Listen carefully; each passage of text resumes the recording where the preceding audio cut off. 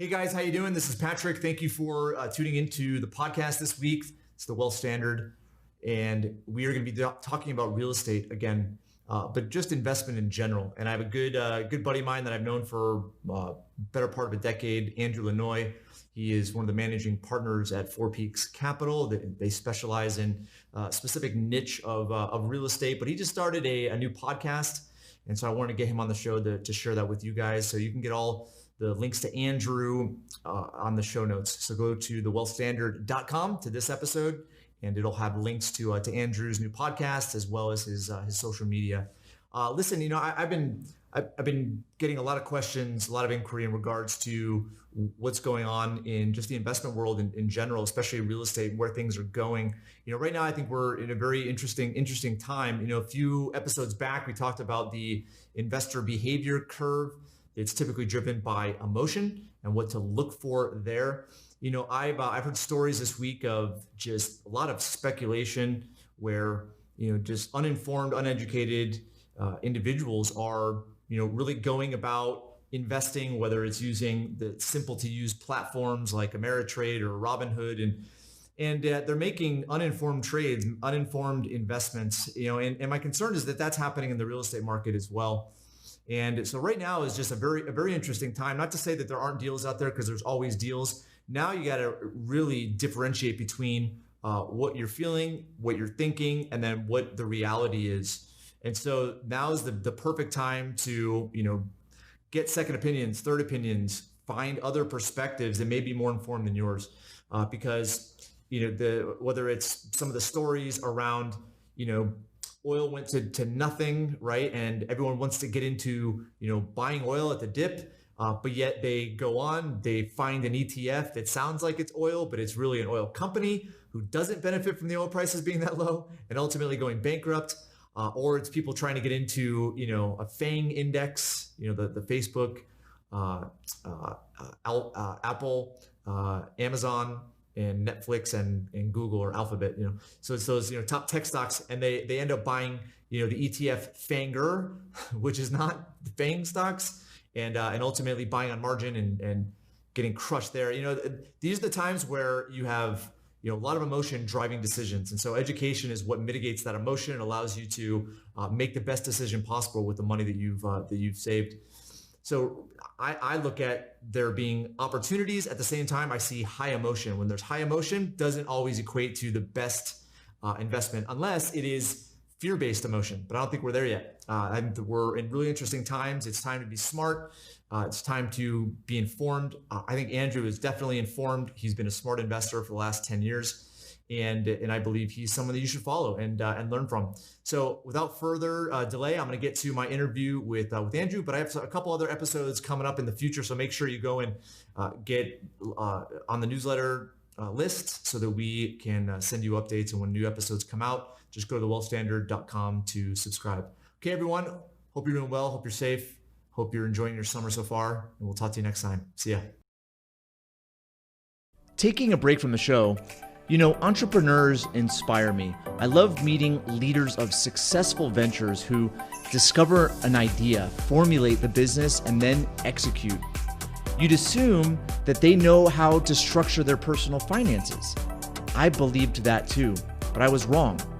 Entrepreneurs are never taught to effectively manage their wealth to work alongside their business and lifestyle.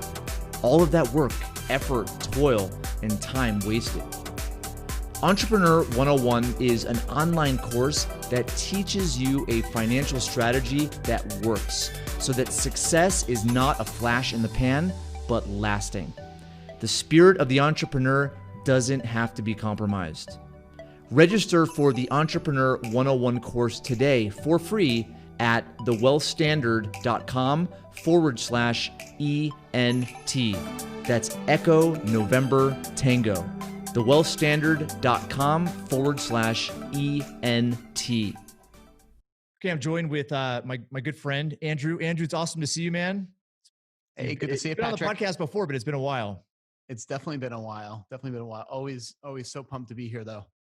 So as I mentioned, Andrew, he's the co-founder and managing partner at Four Peaks Capital Partners. He's been in the real estate game for the better part of 10 years. But Andrew, I mean, you've given your background before, but why don't you just take a moment and talk about your background, both previous to your real estate investing profession and then currently what you're doing? Yeah, so I'm in Phoenix now. I've been here the last 3 years, and prior to that, I was in Los Angeles for about 20 years, and I was in entertainment. So, if anyone's seen the show Entourage on HBO, I worked for the William Morris Agency, which that show was based off of, and represented comedians and celebrities for. I was at the company for about 16 years. Sometime right after the subprime crash happened, my folks who mom was a retired nurse, dad was a retired plumber, they got absolutely their retirement got crushed in the downturn, the subprime crash, and here I am making six figures at a huge talent agency. All of my money tied up in the market, and that was kind of my big aha moment of how does that happen? They raised three kids, lower middle class, and followed the advice of their financial advisor, and it didn't work out during that the subprime crash. So started reading a lot of books, started reading on economics, and it kind of all led to real estate and started investing in single families. I think about 2009, which, looking back on it, was a really good time to get into the market just as far as pricing goes. So, 2009 was when I started kind of this whole real estate journey. It was good timing. Yeah, it was great timing. Well, it's one of those things like, okay, you have your portfolio and the markets, crash the bottom, but you get into, one of the better asset classes. Obviously the market's rebounded. It's interesting though, this is kind of a side note before we get into our topic. But you look at, the understand that most have that, if the market goes down by, 20%, the Dow goes down by 20%, the S&P goes down, the NASDAQ, that if it goes back to 20% or it goes up by 20%, you don't go back to even, right? It's like if you have $100,000, you lose 20%. Now you have $80,000 and you gain 20%, you gain 20% on the $80,000, not the full 100. Right. And so it's really interesting to see kind of how people, wow, that's simple math, but I've never put that together before. But really getting in, I would say when most people are super afraid in any type of investment, usually always works out. Right. And I think you got in, which, hats off to you. You got in at a time where most people were like, that to all different investments.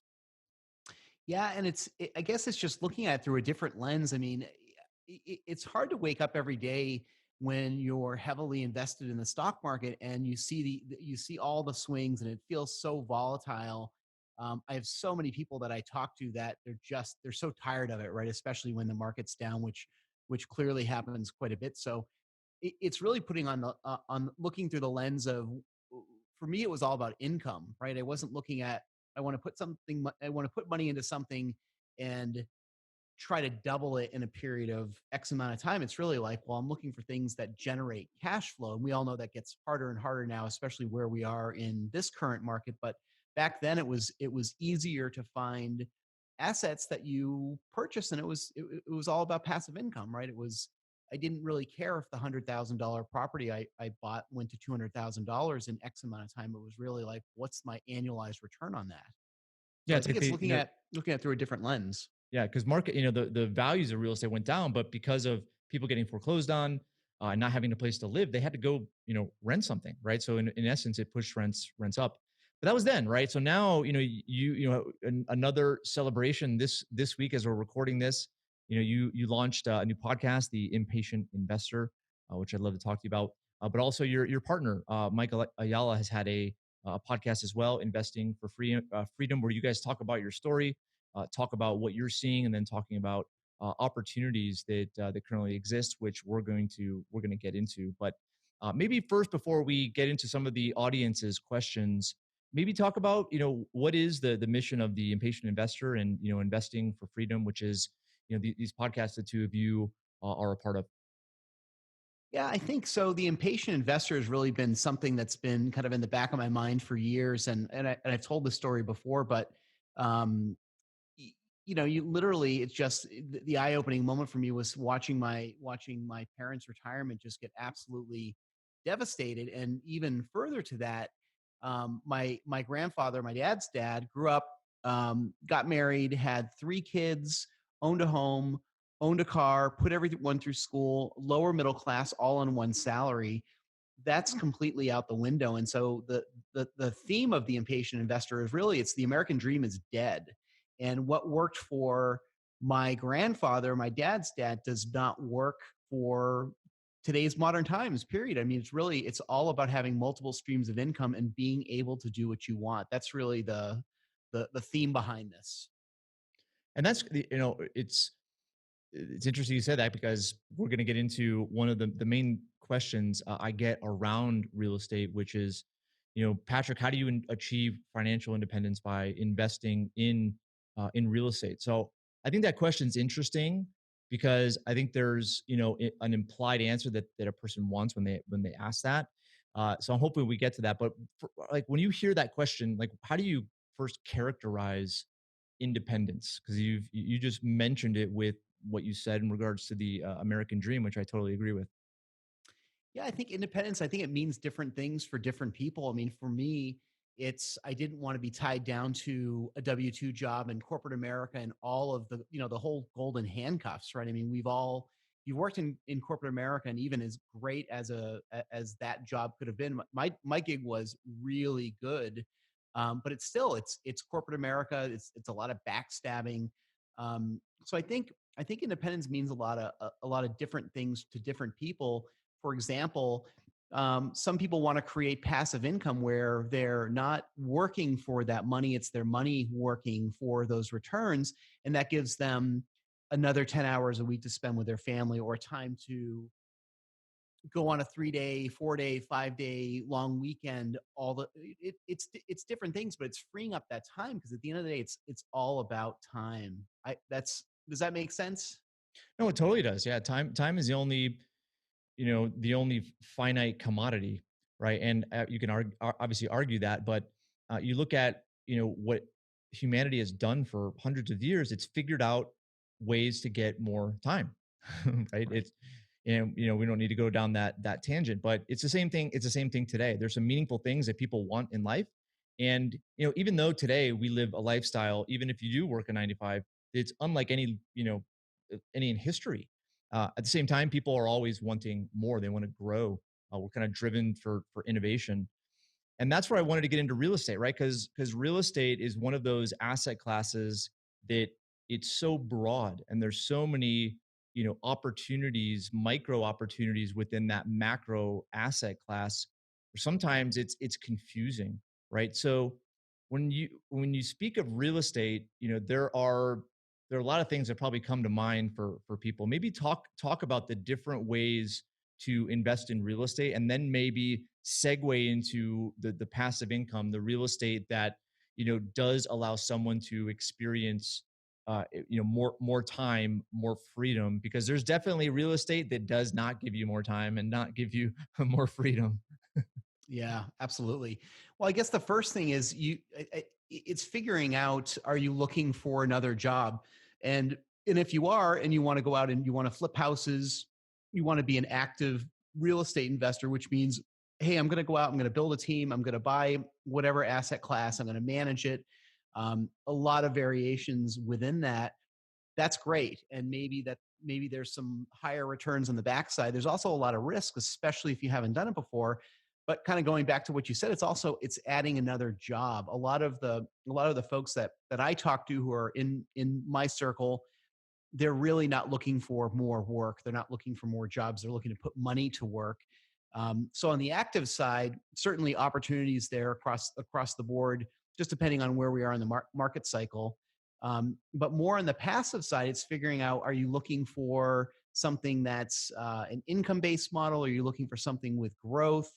Are you into something that's more of a speculation? I mean, where we're sitting right now, I mean, we're in June 2020, in the middle of this coronavirus and COVID, and no real estate is the same.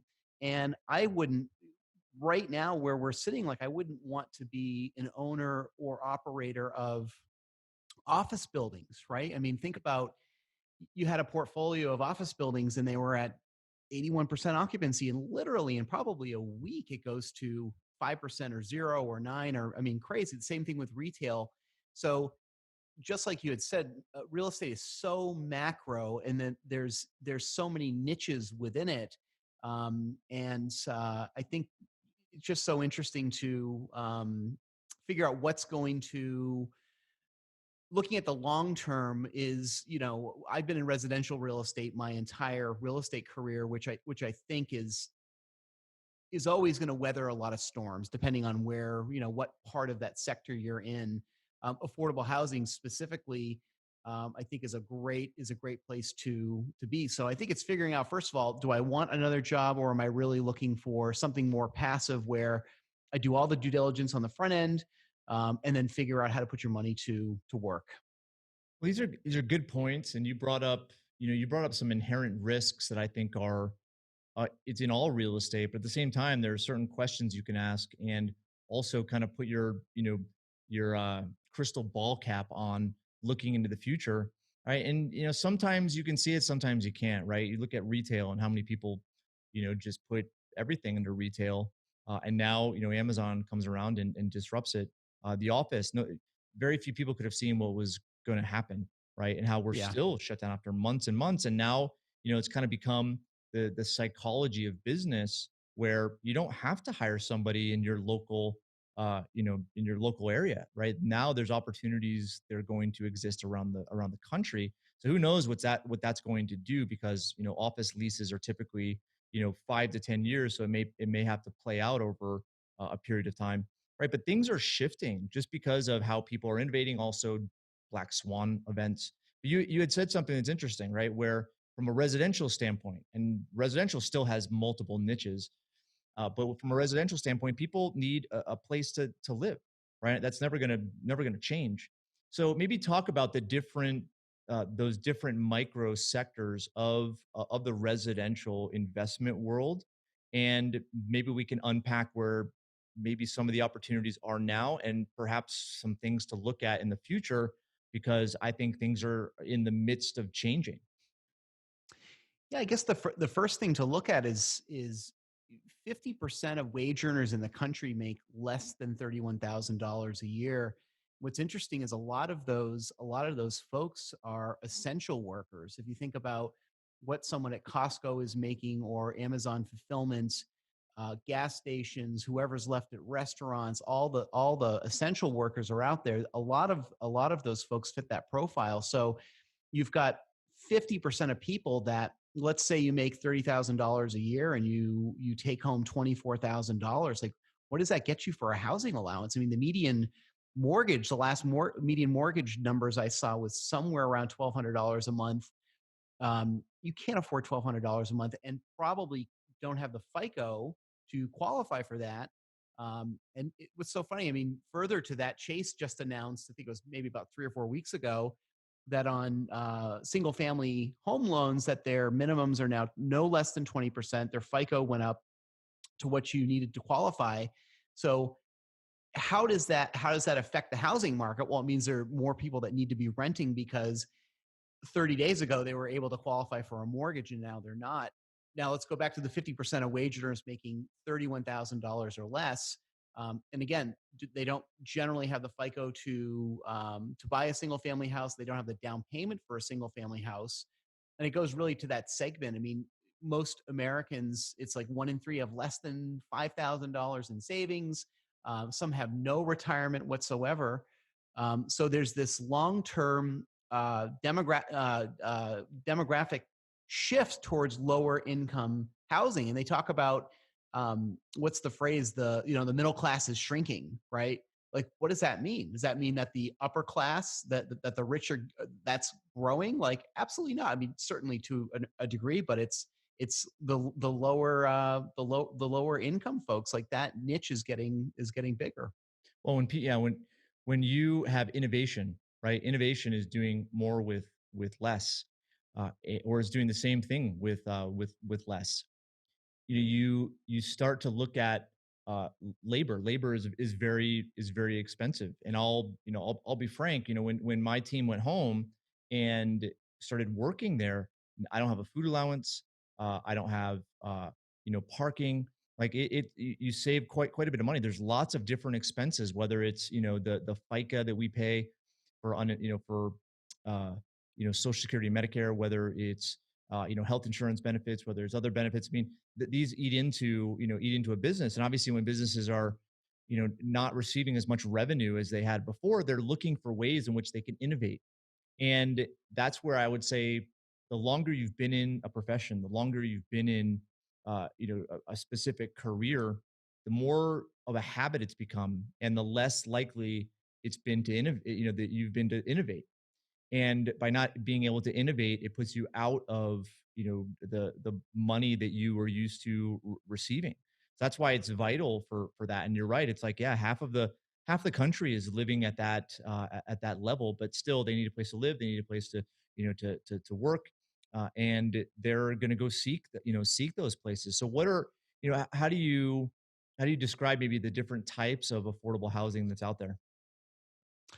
Yeah, I think there's definitely a couple types. I mean, you've got multifamily certainly, and what's interesting, I saw an article. I think it was yesterday, and the article basically said even with mortgage assistance, it was 47% of homeowners are considering selling their homes due to the pandemic we're in right now.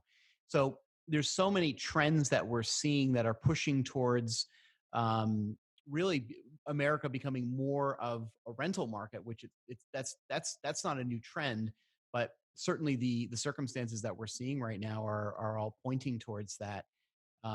So I think just as far as different kinds of affordable housing, we've been in the manufactured housing space for a while. That's certainly one of them. Maybe it's C or D class apartment buildings. And the other thing that's so interesting with all of with all of COVID-19 is if you're not a candidate to go buy a home and you're going to go live somewhere, do you want to move into a big apartment complex right now? Maybe not. If that's within your budget, I mean, I don't know. We're having now this new resurgence of cases. We're here. I'm here in Arizona. All of a sudden this week, there's more cases, and they're starting to shut things down again. I don't know if I would want to live in a big apartment complex. So that's absolutely one of them. Manufactured housing is another one. In some markets, there's still single family houses that you can pick up for 40, 50, $60,000, maybe less. I would qualify that as affordable housing if you can afford a 8 or 9 or $1,000 monthly home allowance. I was just thinking about tiny homes, but those are really people downsizing by choice, right? That's more of a Lifestyle choice, yeah. yeah, it's a lifestyle choice, right? It's not. I mean, those are 40, 50, 60, $70,000 too. So I think more lifestyle, but I think those are really the big ones. Well, let's go in that direction. As I said before, the idea of a crystal ball, right? Because you look at, yeah, what you mentioned is the wealth gap is broadening. You also have a very young generation, okay, that has uh, pushed up prices of apartments, but it's also caused some, I would say, physical shifts, right, from maybe more, East Coast areas to Southeast areas, from West Coast maybe to parts of the Midwest, Texas, and they also have a different lifestyle. The younger generation has a different lifestyle now. Given COVID, you have a demand for being able to accommodate people that work from home, but also you do have those fears associated with living in a kind of a more dense environment where you have neighbors that are literally a few feet away. Oh So yeah. yes, you see those trends, and now what's hit with COVID and what things will do in the future, right? I think it's interesting to look at what the baby boomers are going to be doing. It's going to be interesting to look at what the Y generation and millennials do, and then also from a wealth gap perspective, lower income housing. It's going to be interesting to see those trends as well. So where do you see things shaking out? I think we're still in the middle of it, but what are you trying to keep a pulse on? Yeah, we talked about this for a second earlier before we jumped on the podcast, but it was interesting to just think about looking at the U.S. as a whole, and you've got these major markets, you've got Los Angeles, D.C., New York, all these very densely populated areas. Certainly, New York City at the top of that list, and funny enough, they were the leader in all of this COVID-19 at the beginning. For a while, I think you would see all of these small secondary and tertiary markets around the US, and some of them are kind of flat or maybe in decline.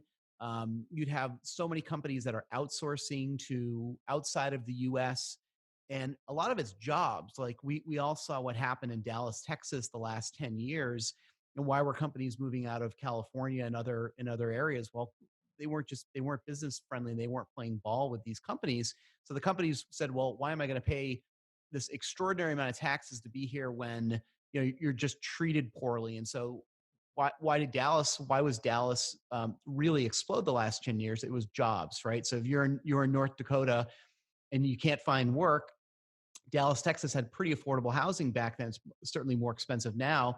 Well, guess what? You're going to move because you're going to move to where the jobs are. So I think for a while it was interesting. It was like, do people cluster more around the big markets, and Dallas becomes larger because there was land and they could build and expansion and all of that. And I think that was a pretty interesting trend that was prior to this. And now it's like, I feel like it's potentially going in the other direction because, again, do you want to live in New York City right now? Do you want to live in these big massive apartment complexes? And I'm sure we'll see the other side of what's happening with COVID right now, and crossing our fingers that the destruction isn't. We know it's going to be massive, right? But hopefully, it just doesn't completely destroy the economy, which it's only time will tell. It's a year from now, or 2 years from now, or 3 years from now. But I feel like the trend of leaving some of these major markets. I think we're going to see more and more of that. Will be interesting to see what the data shows on that. Yeah, we're early in it. At the same time, you look at the opportunities, right? And I see things happening in a number of ways at the same time. You're just not going to be able to you're not going to be able to tell right now. At the same time, as you look at investment opportunities, I think these are where good due diligence questions come from. So when you are presented with an opportunity, you're able to ask questions about where's the demand coming from, how much of it is there, what is the quality of that demand. What came to mind when you were talking is, the supply chain. I don't think people have realized, how disrupted it's been. But I think manufacturing, right, there's going to be more of that in the United States just because there's more control and there's less disruption. And, the manufacturing cities, I wouldn't be surprised if there's more demand there for housing, for better housing. So, looking at again where trends are going and trying to make bets, make investments that you're able to mitigate risk by understanding what's coming in the future. Like maybe as we get into what your specific business is, maybe talk about what you've seen over the last 10 years as far as real estate investment trends, whether that's single family or whether that's apartments, and what have you seen as like some successes and some failures? Yeah, I think overall, we always go back to, until there's not a need for affordable housing, it's it's always going to be a viable option out there. Um, hard to tell. I mean, if you got someone who's building A-class luxury houses, there's certainly a niche for that. But what happens during a downturn is usually the first thing that happens. Certainly, talking as a business owner and other business owners is, well, the first thing is you're looking at your expenses, right, and you're figuring out, hey, how do we batten down the hatches? Like we don't, we're looking at these numbers. I mean, as of now, it's what's the date today? June 19. 44 million jobless claims, right? Like that's incredible. And does that get to 50 million? And does that mean 6 months from now that there's half of those still out of work? Like, does that continue to affect retail? Does that continue to affect office space? My guess is absolutely. Will it affect residential real estate? I would assume. It just depends on how bad this really gets. But I think if your core, um, your core mission in real estate is residential, and until there isn't a demand for affordable housing, and until there isn't a demand for housing in general, it's just figuring out what your comfort is on certain niches, right? And again, back to what you were saying, you would never have thought the office space building market would be devastated in literally days, right? Like that's crazy. Retail, yeah, you could see like the Best Buys and these huge, massive buildings that are whatever square footage. It's like there's only so many tenants that can go into that, right? So your niche of being as an owner being able to rent that out is very small. So I think it just goes back. I mean, we're so bullish on affordable housing, but we're also, I think, just residential real estate in general for the long term is going to be safe. And you made an interesting comment before about when the stock market, all of the swings, and certainly if you're you own a piece of real estate and you're in a correction, you may lose value in that home. You may have a home that's 150,000, now it's worth $98,000. But did the rents decrease? And the answer across the board is not really. Like, rents have always trended up for the most part. It doesn't mean you can pick a market and say, well, the rents were lower here and this year, but overall, rents have always increased. And it kind of goes back to the story with my grandfather. It's like the reason why people are sitting scratching their heads today and saying, well, why is it that we have 4 jobs in this household and we can barely make ends meet? And the reason is because expenses are through the roof and salaries are not keeping up with that. And that goes back to the American dream is dead. Like, that worked 30 or 40 years ago to have one salary and live a pretty nice life. Certainly weren't wealthy necessarily, but you paid the bills and put the kids through school. Like, that's out the window. So that's really scary. And if that's the trend, then what does this look like in 50 years or 100 years? And I don't have the answers, but you look at the data and you look at where the trends are going. You just made some interesting observations, which is actually a question that we got, which is, where the primary differences between real estate investment and other types of investment. And you hit on something first and foremost, where supply and demand oftentimes, as well as access to financing, okay, are big factors when determining the value of real estate, right? Supply and demand, there's more demand, then the prices go up. I think demand Yep. these days is contingent on how easy financing is to get. But at the same time, uh, you know, you have rental income. People need a place to live, and that is one of their first bills, their housing and their food. Okay, and so I think that right there kind of secures residential in an area which is unlike other investments, right? Because you have two things going on. You have the income side of things, and then you have the value side of things. But then also with real estate, it's taxed different if you own the real estate. Where from an investment standpoint, there's different taxation, and from a real estate standpoint, there's different taxation. And with real estate, it's much more favorable. And you also look at, I would say, what you had mentioned, prices are going up. We're in a monetary system, okay, that requires debt. And what debt does, which is increasing the money supply, it's because they want, the monetary policy wants growth. They need growth. Their target inflation is positive all the time. They don't want depreciate or deflation, because deflation means they're not going to have enough money to pay interest on the debt that they've been racking up. So you also look at, their incentive to keep pushing more money into the system, and the value of your property is going to go up. At the same time, if you've used financing or leverage to acquire the property, the value of that debt goes down as inflation sets in. Plus, rents typically will rise with inflation. So you have a lot of Right. very interesting pieces and characteristics of real estate that don't necessarily exist in other investments. And then focusing on, I would say, a very big slice of the demographic bell curve. Okay, it's not to say that real estate from an affordable housing standpoint is without risk. At the same time, there are a lot of factors that help you mitigate it. Yeah, absolutely.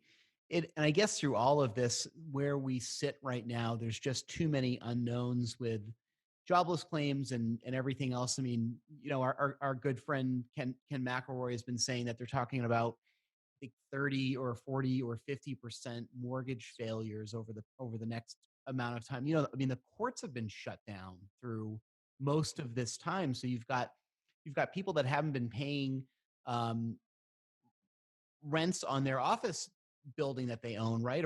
And same thing with the folks that are leasing out of this. So I saw another headline that said that mortgage delinquencies surged by $1.6 million in April. So we're so far behind on the data of what's happening. It's like every single month there's new information that comes out.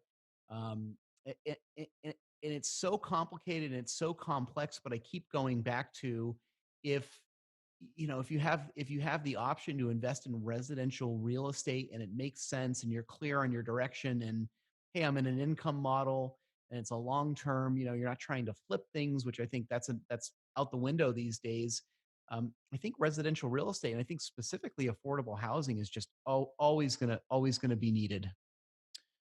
Well, let's kind of wrap things up and maybe speak a little bit more about your business and specifically in this niche, right? You started off in when we first met, I think around 10, 11 or 9, 10 years ago, and it was focused on single family homes, as you mentioned. And you learned about being able to form a business where you syndicated, where you started to get other investors money together, and you form a business around being able to take that money and allocate it to bigger projects to have bigger leverage.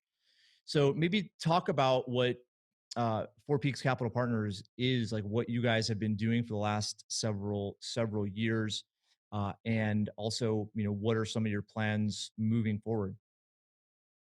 Yeah, so I think probably about 2013 is when I stopped buying single families, and it was simple. They just stopped penciling out because the market crashes in the subprime crash, right? And everything within that time period, all of a sudden, real estate's on sale. And by the way, we're not in a real estate crash right now. We don't really even know what we're. I mean, are we technically even in a recession? Like, I don't think so, right? It's still a pandemic.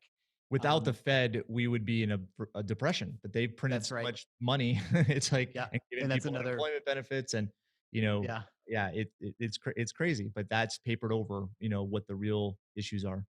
Yeah. So I think about 2013, stopped buying single family, and it was really looking at what the next opportunity was, and really took a hard look at commercial and different kinds of residential and apartment buildings and the whole thing. And we kind of stumbled across manufactured housing and really looked at the metrics. And even back then, it goes back to, you can complicate this stuff so much, but the simplicity is it's supply and demand, right? It goes back to 50% of the wage earners are making $31,000 a year. Funny enough, in this sector, the collections over the past 90 days have been fine, right? Like, we don't know where this is going to go in the next 6 months, 3 months, year, but we've been okay through this, as an owner and operator in the affordable housing space. So, and of course, I certainly didn't see a pandemic coming in 2020, but looking at the numbers in the supply and demand, and simply, um, does manufactured housing pencil out and make sense? And it certainly did. So that's been our focus. My partner and I mean, we've got a big heart for our residents and providing safe, affordable housing for them. And that's kind of been our business model for the last 6 years, and really most of the focus on what we've been doing. Well, the reason I got excited about what you guys were doing, because this was probably, man, 2011, 2012. I was helping the son of a friend of mine who had some drug problems, and was kind of getting his life back together, and he had tons of debt that he was trying to figure out. And so I helped him with some debt consolidation stuff, and I helped him just kind of put a savings plan together, spending plan together. But he had been working for this group that essentially owned manufactured home areas around the country. And I know I've mentioned them to you before, but it was just a family, right? They didn't necessarily syndicate, but they were extremely well off, extremely successful, not because they had them, but because they figured out the business. And that is something that I knew you had within your mind, as far as understanding the entertainment space when you were back in that industry, but how you brought that experience and Mike's experience as well, right, to form a business out of it, which is not just buying and renting, right, but it's establishing a community. It's using systems. It's applying those systems to different areas of the country, and you guys have been able to do that, remarkably successful. So talk about maybe that element of things, because it's not just the ability to identify an opportunity, okay, where there's numbers that make sense. In the end, numbers measure something. And when the measurement is to a process or a system or an activity without a business around that, it does those numbers aren't realistic. And so maybe talk about that element of the business you guys have created. Yeah, it's a great question. So I guess looking at this from, more of a 20,000 foot view, I mean, there are three big parts of our business. One is our residents, the other is investors, and the third is our team. And when we started out doing this, we were a virtual company. I was in California. We had people all over, all over the US, assets all over the US. And for what we were doing, it just simply didn't work. It was too hard to manage crews in multiple markets in multiple states. One of the reasons I moved to Phoenix about 3 years ago was to open the office here with Mike. And and so back to those three things, we've got. Let's just talk about the residents for a second. We're going into these markets that potentially poorly managed assets, and you can't go in and say, well, rents are this and they should be this, and we're just going to raise the rents the first year, and we're going to pass back utilities and like, without our residents, we don't have a business. So you have to be thoughtful and mindful and conservative about how you approach each market and how you increase rents. And the second part of this is clearly the our investors, which without our investors we wouldn't also have a business. And then it's the team, and the team is probably one of the most important parts of this, because with the right team, you put a plan into place and you can go execute that. So we really spent a lot of time building out a vertically integrated company where we didn't have to outsource a lot of this, and we could be um, very thoughtful about, well, we've got all of these projects that we're working on, and how do you build a team to manage these efficiently. And that's what we've spent years doing now, and it was really amazing to actually move to Phoenix and put roots down here and work on executing the plan.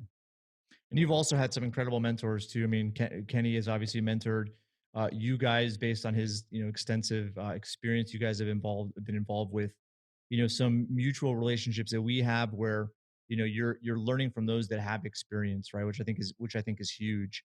So maybe let's wrap this up, because I know there's only so much attention span you have and I have, as well as listeners, and you and I could probably just keep talking for the rest of eternity. But maybe talk about ways in which somebody can learn about Four Peaks. They can learn about learn about Mike, what you guys are up to, check out the podcast. Maybe start to talk about some of those resources, which we can also put in the show notes, but maybe just mention them uh, audibly as well. Yeah, absolutely. So Four Peaks Partner is kind of our main equity company. It's fourpeakspartners.com. The Impatient Investor, which is my new podcast, which actually just launched earlier this week. It's theimpatientinvestor.com, and that's on all the major podcasting platforms. Mike has Investing for Freedom. Those are really the big three things. I mean, back to what you were saying about mentors and everything. I mean, we were around a lot of very smart, successful people. And the common thread, I think, between a lot of those folks is like, give good information, give good content. How can you help? Very much an abundance mentality, which, probably the reason that you and I have been friends for this long. And we feel the same way. It's about how do you help, right? How do you give content? And it's a lot of different ways. So that's always been kind of a big mantra with everything we do, is how do we help? Well, it's one of those areas where there's been so much innovation. I'm speaking to real estate investment and how it's evolved over the years, especially capital formation and putting deals together, and how to provide good returns safely to people. And it's one of those. It's fascinating because it's gone so fast, yet the mentality most have in relation to making investments is still tied to what they've always been taught: 401ks, mutual funds, ETFs, stock, bonds. If it's not there, then what there's other investments out there. So there's been this, evolution. At the same time, the way in which people think about investments has really been changing slowly, much slower than the investment world has innovated. And so I look at, what you guys have done and put together, and it's definitely something that, I would check out. If you are an investor, you have some capital, you have some interest in real estate, maybe have a real estate already. Now it's not something you just, hand your money over to Andrew. It's one of those things where, Andrew has been doing tons of education. You guys have done tutorials, videos, and currently you're putting together, another website that's providing even more information so that investors can do due diligence, ask the right questions, and subsequently make the right decision. So, Andrew, talk about that website that you guys have been working on and what that's all about. Yeah, and it kind of just goes back to what worked for your grandparents. It just doesn't work today. The American dream is absolutely dead. The website is newstreamsofincome.com, and it's really just it's talking about how to create more passive income, especially in all of the crazy times that we're living in. So it's newstreamsofincome.com. Well, Andrew, it's been awesome. Thank you again for taking the time and sharing your wisdom. For those of you guys listening, all of these links, sites, etc., are going to be on the show notes. So check those out at thewealthstandard.com. And then go visit Andrew's website, theimpatientinvestor.com and fourpeakscapitalpartners.com, correct? Absolutely, yeah. And thanks, Patrick, for all the things that you guys do at Paradigm. It's awesome, and there's just unbelievable content. So you could spend a couple years on your site. That's a good thing and a bad thing sometimes. Well, Andrew, we'll have you on again, man. Thank you again for the time and really appreciate it. Yeah, thanks, Patrick. Okay, be safe.